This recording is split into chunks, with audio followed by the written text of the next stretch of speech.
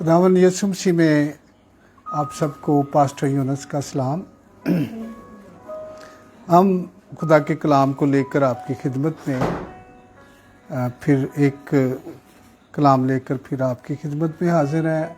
ईमान रखते हैं आप सब खैरियत से होंगे और खुदा आप सबको जो कलाम को देखते हैं, जो देखेंगे, उन सबको खुदा इस कलाम के वसीले से बरकत दे। और हम हमेशा ये कोशिश करते हैं कि अपने भाइयों को, अपनी बहनों को जो इस कलाम को सुनते और देखते हैं, वो इस कलाम से बरकत पाएँ और सीखें। और हमारा मकसद जो है कि अपने उन तमाम अज़ीज़ोकारों को जो खुदा के कलाम के साथ प्यार करते हैं, वो इस कलाम को ज़्यादा से ज़्यादा सीखें और अपनी ज़िंदगी में इस कलाम को ज़रूर पूरा होने की वक़्त दें, ताकि खुदा के हुजूर में बहुत सारे लोग जो हैं आज बरकत पाएँ और यीशु मसीह आपकी और मेरी ज़िंदगी में इज़्ज़त और जलाल पाए। हमने कल एक पाक कलाम में से सीखा था कि रूहानी तरक्की, हमारी रूहानी तरक्की किस तरह हो सकती है और हम किस तरह कलाम में से सीख सकते हैं इस तरक्की को। तो कल हमने पाक कलाम में से दो चीज़ें जो थी जो हमारी रूहानी तरक्की के लिए काफ़ी हमारी मदद कर सकती हैं, और आज भी हम उसी टॉपिक को जारी रखते हुए आज भी हम उसी जो रूहानी तरक्की के ताल्लुक़ से हमने कल बात की थी, आज भी हम उसी को जारी रखेंगे ताकि हम पाक कलाम में से अपनी रूहानी तरक्की के लिए खुदा से सीखें। कल सबसे पहली बात जो हमने सीखी थी कि खुदावंद को हमेशा मैं अपने सामने रखता हूँ। अगर खुदावंद मेरे साथ है, मेरे सामने है, तो मुझे हर काम में जो कि गलत है उसमें डर होगा, खौफ होगा कि खुदावंद मुझे देखता है और मैं कोई भी ऐसा काम नहीं करूँगा क्योंकि खुदावंद मुझे देखता है। ये रूहानी तरक्की के लिए ये एक बड़ी कह सकते हैं कि एक बड़ी जो है वो ये बरकत की बात है कि हम अपने ज़हन के अंदर इस बात को जब रखते हैं कि खुदावंद हमारे साथ है और खुदावंद हमेशा हमारे साथ रहता है, तो इसका मतलब है कि हम कोई ऐसा काम, कोई ऐसी बात, कोई ऐसा कोई भी अपने दिल के अंदर हम सोच नहीं सकते। और ये पहली चीज़ थी। और दूसरी चीज़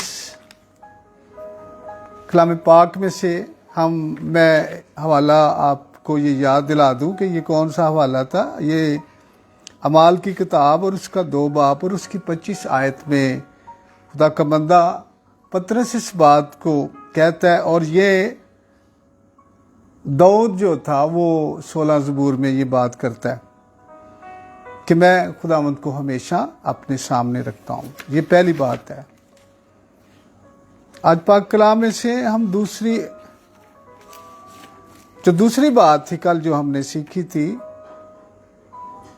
वो लूका रसूल की अंजील और उसका 18वां बाब और उसकी पहली आयत में लिखा है कि फिर उसने इस गर्ज से कहा कि हर वक्त दुआ करते रहना और हिम्मत ना हारना। यानी हर वक्त दुआ करना, ये एक मुश्किल बात है। कल भी इस पर बात हो रही थी कि ये एक मुश्किल बात है कि हम हर वक्त दुआ करते रहें, हर वक्त दुआ करते रहें, ये मुश्किल बात है। लेकिन उसका हल जो था, उसका हल हमने कल बताया था कि उसका हल यही है कि हम अपने खुदा के साथ इस बात का वादा कर लें कि खुदा मेरी रूह, मेरी जान, मेरी सांसें चलती हैं, इसमें हमेशा तेरा नाम हो। मैं खुदावंद अपने आप को तुझ पर छोड़ देता हूँ। अब तू मुझसे जिस तरह चाहे तू मुझसे दुआ करवा या ना करवा, ये तेरी जिम्मेदारी है। हम जब अपनी जिम्मेदारियां खुदा के ऊपर छोड़ते हैं तो फिर खुदा अपनी जिम्मेवारियां जो है वो पूरी कर देता है। तो जब हम ये बात कहते हैं कि खुदा मुझे तू ही दुआ करा, तू ही मुझे बार बार मुझे याद कराएगा तो मैं दुआ करूँगा, तो आपका खुदा हमेशा आपके फ़ायदे के लिए बात करता है। वो आपको फौरी याद करवाएगा कि तूने दुआ नहीं की, तू दुआ कर, तू फ़लाँ के लिए दुआ कर, तू फ़लाँ के लिए दुआ कर, तो इस बात के लिए दुआ कर। खुदा बार बार आपको दुआ करने के लिए इसरार करता है। तो इसका क्या मतलब हुआ कि हम खुदा के हुजूर में अपने आप को बिल्कुल कह दें कि खुदा मैं नहीं दुआ कर सकता लेकिन तू मुझसे करवा सकता है। तब हम दुआ को हर वक्त, हर घड़ी, सोते उठते समझ लें कि आपकी दुआ जो है वो जारी है। इसका मतलब है कि हर वक्त दुआ करते रहना, बिला नागा दुआ करते रहना। ये रूहानी तरक्की का दूसरी जो बात है, ये रूहानी तरक्की की दूसरी बात है। आज हम खुदा के कलाम में से रूहानी तरक्की के लिए तीसरी बात जो आज हम सीखेंगे, इसमें फिलिपियों के नाम खत और उसका 4 बाब और 4 आयत खुदा के कलाम में से आज हम सीखेंगे कि यहाँ पर हम तीसरी जो बात है हमारी रूहानी तरक्की के लिए, वो कौन सी तीसरी बात है। और यहाँ पर लिखा है, खुदावन में हर वक्त खुश रहो। फिर कहता हूँ कि खुश रहो। ये तीसरी चीज़, तीसरी बरकत, तीसरी ब्लेसिंग रूहानी जिंदगी के लिए, रूहानी जिंदगी की तरक्की के लिए, ये तीसरी बात। दुनिया में नहीं, दुनिया की चीज़ों से नहीं। कोई ये कहे कि मैं अच्छा खाता हूँ इससे मैं खुश हूँ, मैं पार्क में चला जाता हूँ अपने बच्चों के साथ तब मैं खुश हूँ, मैं कहीं पर दूर दराज सैर करने के लिए जाता हूँ तब मैं खुश हूँ। ये बात कलाम मुकद्दस में हम इसे नहीं देखते कि आप कुछ खाते पीते हैं, अच्छा खाते हैं उससे खुश हैं, अच्छा पहनते हैं उससे खुश हैं। इसका मतलब खुशी नहीं है ये खुशी नहीं। ये तो आप उस वक्त तक खुश हैं जब तक आपके मुंह के अंदर वो टेस्ट है, जब तक आपके ख्यालों में वो बात है। लेकिन यहां पर लिखा है कि खुदावंद में हर वक्त, खुदावंद में हर वक्त खुश रहो। खुदा में खुशी मनाना, खुदा में, उसके कलाम में खुशी मनाना, उसकी बातों में खुशी मनाना, उसकी जिंदगी से खुशी मनाना। वो किस तरह जीता था, कौन कौन से ऐसे बड़े जो हम इस कलाम मुकद्दस में से वो बरकत देखते हैं कि वो कौन सी ऐसी बरकत है जिससे हम खुश हो सकते हैं। यहाँ पर दुनिया की चीज़ों के बारे में बिल्कुल नहीं है, लेकिन यहाँ पर लिखा है कि खुदावन में हमेशा खुश रहना। और मैं आपको बताना चाहता हूं कि खुदा में आप तब ही खुशी मना सकते हैं अगर आप रूहानी लोग हैं, रूहानी तरक्की में अगर आप ज़्यादा हैं। आपका दिल होगा, आप कहीं पर शादी पर चले जाते हैं, आप वो चीज़ें नहीं देखने को पसंद करेंगे कि वहाँ पर हर किस्म के कोई तमाशे हो रहे हैं, कोई गाने लग रहे हैं, कोई डांस वगैरह हो रहा है। आपको जो, अगर आप रूहानी हैं तो आपको बिल्कुल ये चीज़ें पसंद नहीं आएंगी। आप ढूंढेंगे कि कोई ऐसा भाई मुझे मिल जाए जिससे मैं खुदावंद की बातें करूं। आप उस जगह से बैठेंगे नहीं, उठ जाएंगे, आपका दिल खुश नहीं होगा। लेकिन वहां पर अगर आपको कोई खुदा का प्यार करने वाला आपको जब मिल जाता है तो आप खुश हो जाते हैं, आपकी रूह खुश हो जाती है। इसका मतलब है कि खुदा में खुश रहना। मैं बाज़ टाइम कोई सफ़र पर जाता हूँ तो मैं जब देखता हूँ तो ये जो बड़ी बड़ी जो ये गाड़ियाँ होती हैं, इनके अंदर LCD, लोगों ने हर सीट के सामने वो कानों को लगाने के लिए कोई माइक्रोफोन लगाए होते हैं और एक एक आदमी को वो देते जाते हैं हेडफोन जो होते हैं।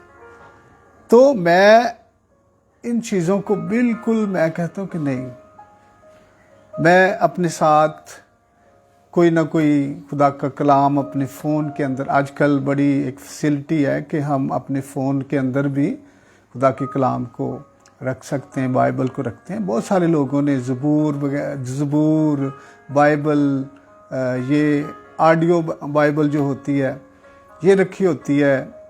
और मैं वहाँ पर जब सफ़र करता हूँ तो मैं पूरे सफ़र में मेरा दिल होता है कि मैं खुदा से, उसके कलाम से, पूरे सफ़र में उसके कलाम को पढूं ताकि मुझे खुदा मेरे साथ बोले और मैं इससे खुश होता हूँ।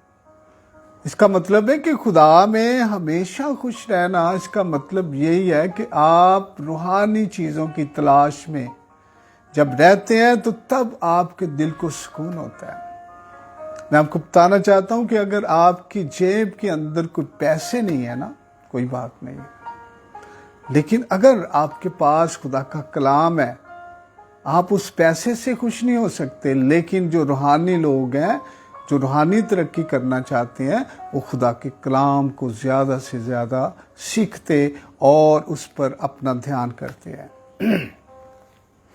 और ये तीसरी बात जो है हमें ज़्यादा से ज़्यादा खुदा के करीब ले जा सकती है, खुदा में हमेशा खुश रहना। फिर कहता हूँ खुश रहना। खुश रहना जिस्मानी तौर पर भी एक बेहतरीन बात है, और जो लोग खुश रहते हैं उनके चेहरे खूबसूरत रहते हैं। और जो हमेशा टेंशन में जलते हैं, एक दूसरे की हसद करते हैं, उनके चेहरे अपनी उम्र से पहले ख़राब हो जाते हैं। और खुश रहना बहुत अहम चीज़ है। खुश रहना आपकी तरक्की है, आपके बदन की तरक्की है। आप बीमार नहीं हो सकते।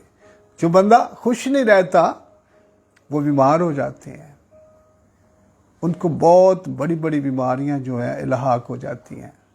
क्यों? क्योंकि उनके अंदर ये जलन है, उनके अंदर वो हमेशा जलते रहते हैं, दूसरे बंदे को देखकर जलते रहते हैं। और वही जलन एक दिन उनके अंदर एक ऐसी बीमारियां, जब उनको पता चलता है कि ऐसी बड़ी बीमारियां निकल आती हैं उनकी ज़िंदगी, उनके अंदर में से। क्यों? उनकी वजह क्या है? कि वो खुश नहीं है। वो जिस्मानी तौर पर भी खुश नहीं है, रूहानी तौर पर भी खुश नहीं है। इसलिए खुदा के बंदे ने बड़ी हिकमत से, खुदा का बंदा पौलुस रसूल इस बात को बड़ी हिकमत से बात करता है। ये दोनों चीज़ों के लिए, रूहानी और जिस्मानी तरक्की के लिए, ये दोनों कारआमद है। ये बेहतरीन बात है कि हमेशा खुश रहना। और खुश आप तब ही रह सकते हैं जब आप खुदा में हैं। खुदा आपके सारे मसलों का हल है। आप अपनी सारी फिक्रें जब उस पर डालते हैं तो वो आपकी फ़िक्र करता है। इसलिए आज बहुत सारे लोग परेशान हैं, बहुत सारे लोग परेशान हैं इस महंगाई की वजह से, बिजली के बिलों की वजह से। घर में बच्चे जवान हैं, उनकी शादियां करनी है, घर बनाना है, ये सारा कुछ अगर आप फिक्र करते हैं तो आप क्या इस फिक्र करके कुछ कर सकते हैं? आप यीशु मसीह ने पाक कलाम में कहा कि तुम अपने सर का एक जो बाल है उससे सफ़ेद से काला नहीं कर सकते, या अपनी उम्र का एक सेकंड आप नहीं बढ़ा सकते। फिक्र करके क्या होगा? कुछ भी नहीं। पाक कलाम में लिखा है कि कल का दिन तुम्हारे लिए फिक्र करेगा।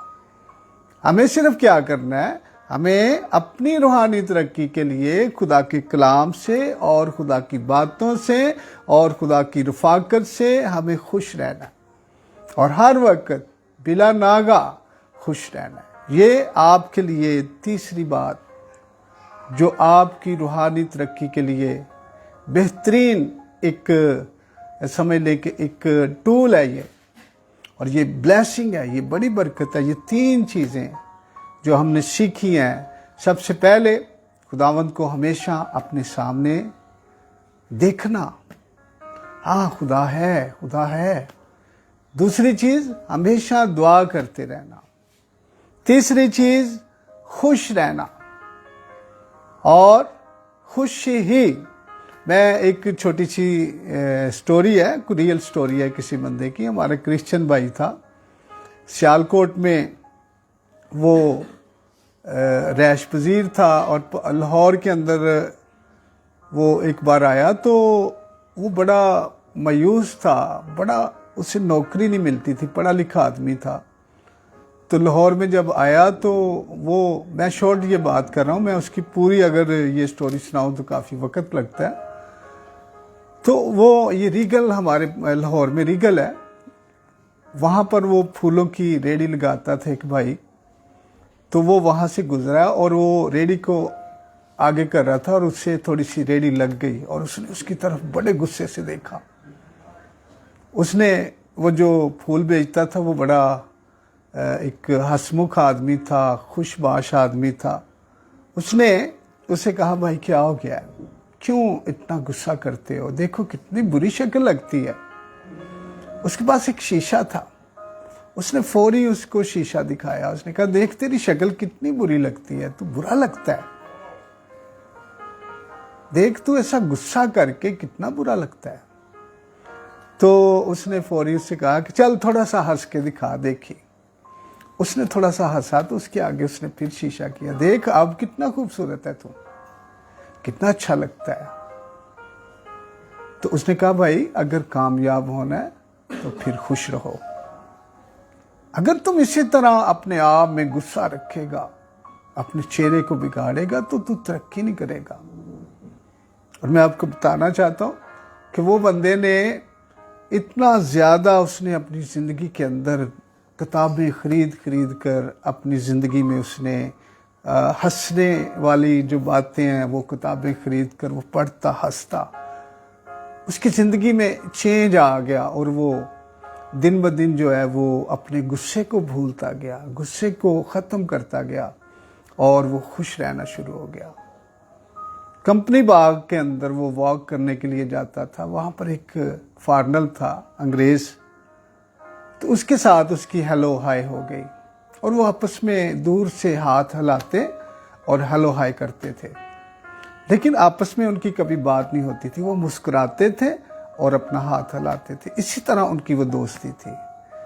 उस भाई के किसी दोस्तों ने कहा कि आप इतने पढ़े लिखे हैं तो आप ऐसा करें कि यहाँ पर शिमला बाड़ी में एम्बेसी थी, अमेरिकन एम्बेसी पहले, तो वहाँ पर वो तू जा, तो तू कोई, हम तेरा पासपोर्ट वगैरह टिकट वगैरह हम तेरा ख़रीदेंगे, तू देख तेरा वीज़ा लगता है। तो वो पासपोर्ट बनाकर उस एम्बेसी में चला गया और जब उसने देखा तो वो ही जो फॉरेनर था, वो जो अंग्रेज़ था, वही उस एम्बेसी का जो था वो बड़ा अफसर था। उसने जब उस बंदे को देखा तो उसने भी उसकी तरफ देखा, तो उसने हाथ हिलाकर हाय किया और वो भी मुस्कुराया। उसने कहा, बात सुन इधर आ। उसने उसे इशारे से बुलाया और उससे कहा कि क्या करने आया। उसने कहा कि मैं ये पासपोर्ट लेकर आया हूँ, मुझे दिखा। वो उसने देखा तो वो अंदर ले गया। ठीक 2 मिनट बाद वो पासपोर्ट को लेकर वापस कहता कि तू जा। तो ये बंदा बड़ा मायूस हुआ, उसने कहा कि देखो यार, ये तो कोई बात नहीं हुई और मुझे कुछ भी नहीं कहा। उसने कहा तू जा। तो उसको फिर वो पुरानी वो जेलस उसकी आई। फिर उसने कहा, नहीं मैं जेलस नहीं होऊंगा, मैं गुस्सा नहीं करूंगा, मैं हंसूंगा। वो अपने पासपोर्ट को लेकर आ रहा है और हंस रहा है और दिल में आया कि मैं देखूं तो सही पासपोर्ट के अंदर क्या हुआ है। जब उसने पासपोर्ट देखा तो उसमें उसका अमेरिकन वीज़ा लगा हुआ था 5 साल का। तो वो मारे खुशी के अपने आप को संभालता नहीं था। उसने कहा कि मुझे इतनी बड़ी खुशी मिली है, क्या करने से मैं खुश रहा और मेरी खुशी की जो ब्लेसिंग थी मेरे खुदा ने मुझे दी है। तो जब वो बाहर के मुल्क में गया तो उसने इतनी तरक्की की। उसने कहा कि मैं जब भी किसी से बात करता हूँ फ़ोन के ऊपर, पहले मैं फ़ोन ऑन करके पहले हंसता हूँ, मुस्कुराता हूँ और फिर मैं बात करता हूँ। और मेरी ज़िंदगी के अंदर सबसे बड़ी कामयाबी हंसना, खुश रहना। और आज उस बंदे के अमेरिका के अंदर 25 बोंग तैयारे हैं। बड़े बौंगत्यारे, और उतना अमीर है कि अंग्रेज लोग उसके पास काम करते हैं, गोरे लोग उसके पास नौकरियां करते हैं। ये क्या वजह है? ये कौन सी ऐसी बात है? ये उसकी खुशी की तरक्की, वो खुश रहता था, वो हंसता था, वो मुस्कुराता था, उसका चेहरा खूबसूरत था। मैं आपको आज उन लोगों को जो रूहानी तरक्की करना चाहते हैं, उनके चेहरे मुस्कुराना चाहिए, वो खुश रहना चाहिए, तब वो खुदा की बरकत को हासिल करेंगे और खुदा भी देखेगा कि ये बंदा खुशबाश है। ये तीसरी चीज। अब हम देखते हैं चौथी चीज। खुदा के कलाम में से हमें चौथी चीज कौन सी चाहिए जो बहुत बड़ी है इन सारी चीजों से? ये चीजें सब, ये जो मैंने 3 चीजें बताई हैं, ये फेल है इसके सामने, अगर ये नहीं है तो। और ये चीज है पाक रूह, रूहुल कुदस। और मुझे पता है कि बहुत सारे लोग इस तलीम से बहुत गाफिल हैं। वो समझते हैं, बहुत सारे लोगों ने पाक रूह पाया, गैर ज़ुबानें बोलते हैं। और मैं आपको बताना चाहता हूं कि गैर ज़ुबानें बोलना ये रूहुल कुदस नहीं। आज तकरीबन 95% लोग गलत गैर ज़ुबानें बोलते हैं, वो दूसरों को कॉपी करते हैं। मैं आपको बताना चाहता हूं कि जो बंदा रूहुल कुदस से भरा है वो कभी किसी को कॉपी नहीं करता।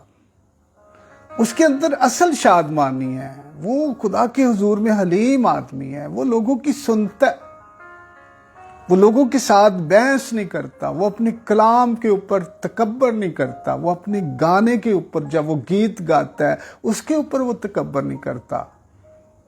और आज हम देखते हैं कि बहुत सारे लोग जो है वो कहते हैं कि हम पाक रूह से भरे हैं, उनको माइक दे देते हैं तो वो दुआ करने का स्टाइल चेंज करते हैं। क्यों?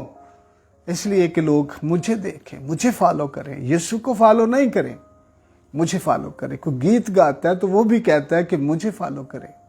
ये पाक रूह नहीं है। पाक रूह जिस इंसान के अंदर आ जाता है उसकी जिंदगी चेंज हो जाती है। आपको शायद इस बात का पता नहीं है। आप ये समझते हैं कि आप 2 ज़ुबानें बोलते हैं तो आप पाक रूह पा चुके हैं। मैंने ऐसे ऐसे आदमियों को देखा है, वो पाक रूह कहते हैं हमने पाक रूह पाया, लेकिन वो झगड़ते हैं, वो घमंड करते हैं, वो अपने आप को बड़े खादम बना देते हैं, वो अपने आप को बड़े दुआगो, बड़े एक दुनिया के अंदर वो कहते हैं हमारे जैसा कोई नहीं है। हमारे यहाँ पर ऐसे वाक़या पेश आते हैं जो खुदा की खिदमत करते हैं। जी ये बंदा बड़ा पाक रूह पाया हुआ है, यकीनन उन्होंने चोरियां की हैं, खुदा का नाम बदनाम कर रहे हैं। ये सारे लोग जो पाक रूह को इस तरह करते हैं। पाक रूह का मतलब क्या है? पाक रूह ये नहीं है कि आपने एक बार पा लिया है पाक रूह को तो आप बस ठीक हो गया। इसके बाद यहाँ पर एक हवाला जो पूरी बाइबल के अंदर, पूरी अंजीलों के अंदर, ख़तों के अंदर एक हवाला, बाकी किसी जगह पर यह हवाला नहीं है। ये चौथी चीज है जो आज हम सीखेंगे। ये इफसियों के नाम खत और उसका 5 बाब और उसकी 18 आयत में लिखा है, गौर से सुनिएगा। इफसियों के नाम खत और उसका 5 बाब और उसकी 18 आयत, यहाँ पर लिखा है, और शराब में मतवाले ना बनो क्योंकि इससे बदचलनी वाक़या होती है, बल्कि रूह से ममूर होते जाओ। यहां पर इसकी जो आखिरी आयत है कि यहां पर लिखा है कि रूह से भरते भरते भरते जाओ, हर रोज भरते जाओ। इसका मतलब ये नहीं है कि आपने सिर्फ पाक रूह पा लिया तो बस ये कहानी खत्म हो गई है। हर रोज आप किसी से बात करना चाहते हैं तो आपको खुदा के रूह से भरने की ज़रूरत है। आप किसी से रफ़ाकत करना चाहते हैं तो आपको रूहुल कुदस से भरने की ज़रूरत है। अगर आप कलाम सुनाना जा रहे हैं तो आपको रूह से भरने की ज़रूरत है। अगर आप गीत गाते हैं तो आपको रूह कुदस से भरने की ज़रूरत है। अगर आप किसी के लिए दुआ करते हैं तो आपको रूह कुदस से भरने के लिए की ज़रूरत है। और हर रोज़ लिखा है कि रूह से ममूर होते जाओ, यानी इसका मतलब है रोज़ाना, हर घड़ी, जब भी दिल चाहे खुदावंद मुझे अपने रूह से भर दे। मैं आज तेरा काम कर रहा हूँ खुदावंद, मैं अपने काम के लिए जा रहा हूँ, मुझे अपने रूह से भर दे। खुदावंद मैं अपने घर में कोई ऐसा काम है जो मुझसे नहीं हो रहा, मेरी समझ में नहीं आ रहा, तो मुझे अपने रूह से भर दे। और आपका खुदा आसमानी बाप आपकी आवाज़ को सुनकर आपको अपने रूह से भरता जाएगा। ये सेम वही बात है, अगर आपकी छतों के ऊपर टैंकियां जिसमें पानी जमा होता है, जब हम पानी को यूज़ करते हैं तो पानी ख़त्म हो जाता है, उसके बाद हमें फिर भरना पड़ता है। इसी तरह हर रोज़ हमारे अंदर जो रूह कुदस होता है वो यूज़ होता है, और हमें ज़रूरत है कि हर रोज़ अपने खुदा के पाक रूह से भरने की। और मैं आपको बताना चाहता हूँ कि जो बड़ी आकड़ वाला बंदा है, जो बड़ा गुरूर करता है, कभी वो रूह से नहीं भर सकता। आप देखते हैं कि अगर कोई बड़ा घमंड करने वाला बंदा है तो उसके अंदर पाक रूह नहीं है, क्योंकि पाक रूह बहुत एहसास है। वो कभी भी किसी के गुस्से को नहीं देखता। वो जिस आदमी के अंदर गुस्सा है उसमें शरायत नहीं करता। जिस आदमी के अंदर घमंड है, कभी उसके अंदर खुदा का रूह नहीं आएगा। जो अपने आप को दूसरों के साथ मुकाबला करता है उसके अंदर पाक रूह नहीं आएगा। मैं आपको बताना चाहता हूं कि पाक रूह उन लोगों के अंदर आएगा जो हलीम है, जो झुके हुए हैं, जो जमीन तक झुक गए हैं। खुदा उनको अपने पाक रूह से भरता है। जब बारिश आती है तो पानी निचली जगह पर चला जाता है और वो जगह पानी से भर जाती है, क्योंकि वो निचली जगह है। ये जो रोड होते हैं, सड़कें होती हैं, इसके अंदर जहां जहां भी कोई खड्डे या टोए होते हैं वहां पर पानी रुक जाता है। याद रखें, पाक रूह जो सबसे नीचे जाता है पाक रूह से भर देता है और उससे भरे रखता है। उनकी जिंदगियां चेंज हो जाती हैं, वो बदल जाते हैं। वो कभी किसी का दिल नहीं दुखाते, वो कभी किसी को टॉर्चर नहीं करते, कभी वो अपना मुकाबला किसी के साथ नहीं करते, बल्कि वो यीशु की ज़िंदगी की तरफ देखते हैं कि यीशु की ज़िंदगी कैसी है, यीशु किस तरह चलता रहा। पाक कलाम के अंदर हम जब यूहन्ना का पहला खत पढ़ते हैं तो उसमें लिखा है कि हम में से बहुत सारे कहते हैं कि हम यीशु जैसे हैं, लेकिन जैसे यीशु है वैसा हम काम नहीं करते। यीशु ने बड़े बेहतरीन, और मैं हर बार ये कहता हूँ कि उसके काम जो थे वो बड़े आला थे। और अगर हम पाक रूह से भर जाते हैं तो फिर हमें उसकी सारी ज़िंदगी को देखकर अपनी ज़िंदगी गुजारनी है। उसने कभी गालियाँ देकर गालियाँ नहीं निकाली थी, गालियाँ खाकर कभी किसी को गालियाँ नहीं निकाली थी, उसने कभी किसी को कुछ नहीं कहा था। ये आज हम 4 चीज़ें जो हैं हमारी ज़िंदगी में रूहानी तरक्की के लिए बेहतरीन, ये एक टूल, ये बरकत है। अगर ये आपकी ज़िंदगी में बरकत है तो फिर याद रखें कि आप दुनिया के बेहतरीन रूहानी बंदे बन सकते हैं, रूहानी बीबी बन सकती हैं। कोई बहनें जो हैं वो रूहानी बहनें बन सकती हैं। तो मैं खुदा के कलाम में से इन बातों को इसलिए सिखाना चाहता हूँ कि रूहानी तरक्की आज बड़ी मुश्किल चीज़ है। लोग जस्ट एक दुआ करते हैं, चर्चों में जाते हैं, चंदे देते हैं, गीत सुनते हैं, गीत गाते हैं, उनके अलावा और कुछ नहीं है।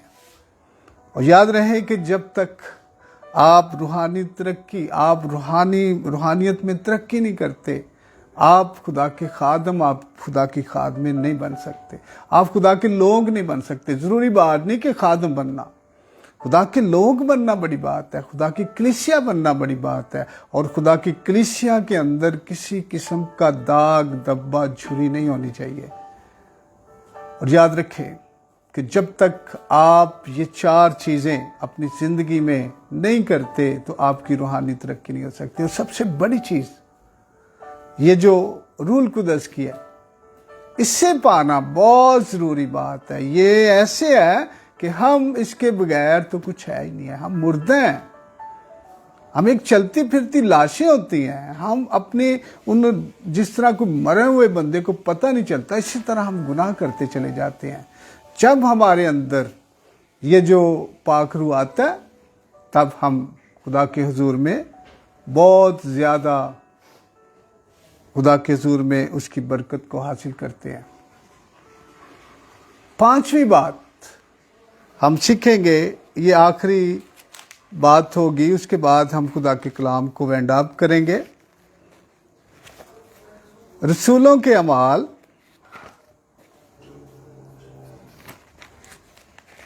और उसके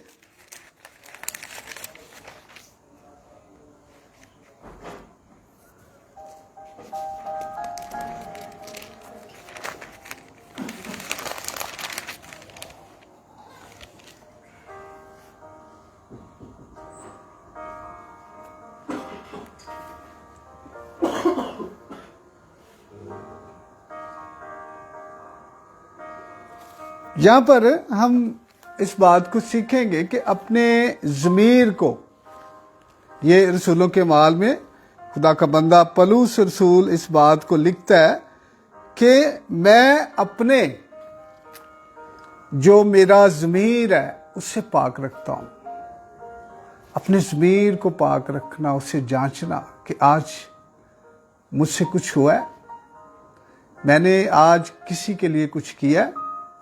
जब आप अपने ज़मीर को बार बार चेक करते हैं तो आप रूहानियत में तरक्की पाते हैं। आपने कलाम मुकद्दस में देखा होगा मुशर्रफ बेटे की स्टोरी। उसने बहुत बड़े बड़े गुनाह किए, अपने बाप की सारी दौलत को ख़त्म कर दिया। उसके अलावा जब वो कंगाल हो गया तो उसने अपने पैसे जो थे वो कसबियों के ऊपर, बुज़ारू औरतों के ऊपर लगाए, और ये खुदा के हुजूर में बड़े गुनाह थे। लेकिन आखिर में उसे उसके ज़मीर ने उसको झंझोल दिया। उसने फौरी अपने सर को हिलाकर होश में आ गया और उसके ज़मीर ने उसे बताया कि तेरे बाप के घर में इतने नौकर चाकर है और तू गंदी चीज़ों के साथ उनकी झूठ खाता है, तू सूरों के साथ खाता है। ये कौन उसे अजागर कर रहा है? ये ज़मीर है क्या? मैं आपको बताना चाहता हूँ कि ज़मीर जो है वो खुदा जो है, जब उसने इंसान के अंदर अपनी सांस फूंकी तो उसके साथ ये ज़मीर था। और समझ लें जब आप कोई बुरा काम करते हैं तो फिर समझ लें कि आपका ज़मीर जो बोलता है वो खुदा आपके अंदर से बोलता है, और खुदा आपको मलामत करता है कि ये बुरी बात थी, तूने फ़लाँ बंदा के साथ ये ज्यादती की है। जिस तरह मुशर्रफ बेटे को उसके ज़मीर ने उससे क्या किया, मलामत किया, और उसने कहा कि मैं अपने बाप के पास जाऊंगा। इसी तरह आज अपनी ज़िंदगी में सबसे ज़रूरी चीज़ चेक करने वाली है आपका ज़मीर। अगर आपने कोई बुरा काम किया है तो आपके ज़मीर ने आपको मलामत किया है तो आप फौरी एक काम करें, जिसके खिलाफ आपने काम किया उससे जाकर माफ़ी मांगे, उसके पास जाएं। और घमंडी लोग जो तकब्बर से भरे होते हैं वो कभी किसी से माफ़ी नहीं मांगते और वो कभी रूहानी तरक्की भी नहीं करते। याद रखें, जो माफ़ी मांगता है वो सबसे बड़ा है, वो सबसे बड़ा है, वो जीता हुआ है, वो बहुत बड़ा पहलवान है। वो समझ लें कि दुनिया का ताकतवर आदमी है जो किसी के आगे झुककर माफ़ी मांगता है। खुदा कितनी बरकत देता है उसे। और ये सारा कुछ कब होता है? जब इंसान का अपना ज़मीर उसे मलामत करता है, और जब ज़मीर मलामत करता है तो फिर इंसान जो है वो उसका पैरोकार बने, उससे जाकर जो कोई गलती है फौरी अपनी गलती को माने। ये रूहानी तरक्की है।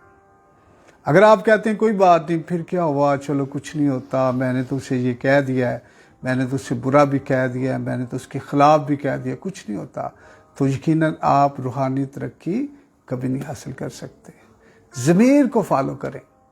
ज़मीर खुदा की आवाज़ है, और आपका ज़मीर जब मलामत करता है तो वो आपको किसी ऐसी चीज़ के लिए मलामत नहीं करता, अच्छी चीज़ के लिए नहीं, बल्कि जब बुरा काम होता है तब ज़मीर जो है वो मलामत करता है। और ये खुदा की आवाज़ है।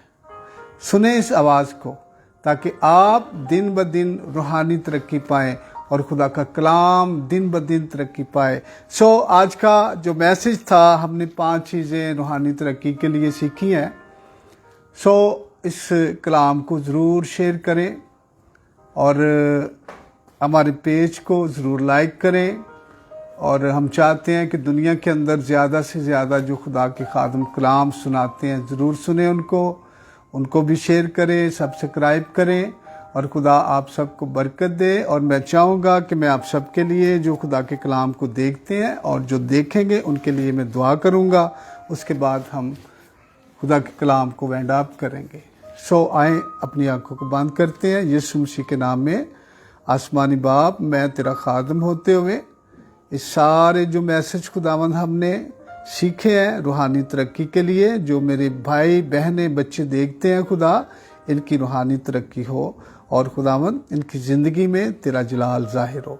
और यीशु नाम में खुदावंद मैं उन तमाम भाइयों बहनों के लिए जो बीमार हैं, जो पिंड बाबा वाला में खुदावंद जो फैमिलियां हैं, वो सारे जो अपने घरों में जिनको इस मलेरिया का बुखार चढ़ा हुआ है, यीशु मसीह के नाम में मैं उनके लिए भी खुदावंद तेरे आगे शिफायत करता हूँ। एक एक जान को छूना, बरकत देना। इसी तरह और कई जगहों पर लोग जो कि बीमार इस वबा की वजह से और मौसम की वजह से हैं, यीशु मसीह के नाम में अपने हाथ को बढ़ाना और अपने लोगों को शिफा अता फरमाना। जो इस कलाम को सुनते और देखते हैं, एक एक जान को, उनके बच्चों को छूना और बरकत देना, और रूहानियत में इनका कद खुदावंद तेरी सलीब तक जा पहुँचे, यीशु मसीह के नाम में, आमीन। खुदावंद आप सबको बरकत दें। फिर खुदा का कलाम लेकर आपकी खिदमत में हाजिर होंगे। आमीन।